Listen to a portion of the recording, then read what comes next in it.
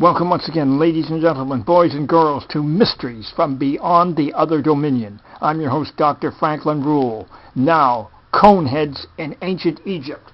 Roll tape!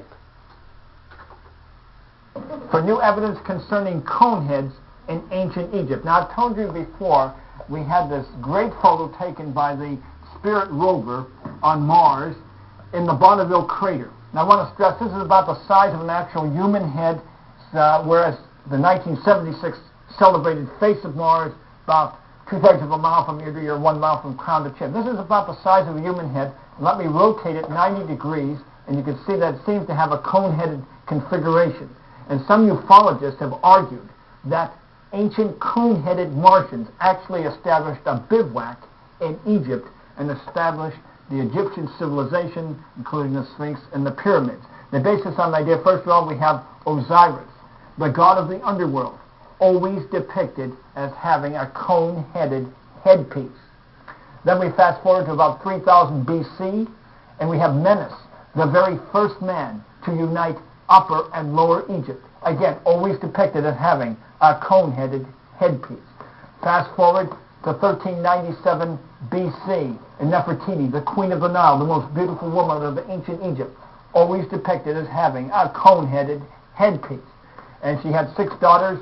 At least 2 of them had cone heads.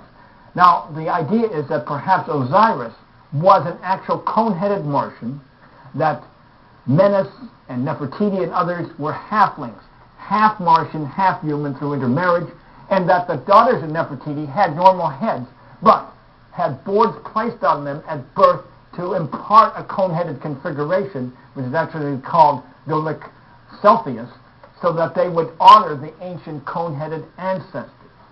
Now, from Yale University, we have some new evidence arguing for this. Specifically, an analysis of Akhenaten, the pharaoh who was married to Nefertiti, and was very unpopular because he tried to eliminate polytheism, and establish monotheism, just the worship of one god, Aten. The analysis of various drawings and sculptures of Akhenaten led to the idea that, first of all, he has a cone head, and secondly, that he had features that were feminine, that he had a feminine physique, including broad hips, and something regarding his face that would be a bit feminine. In other words, he had these alien-like characteristics suggesting that he, too, was a halfling, half Martian, half human. And I should stress that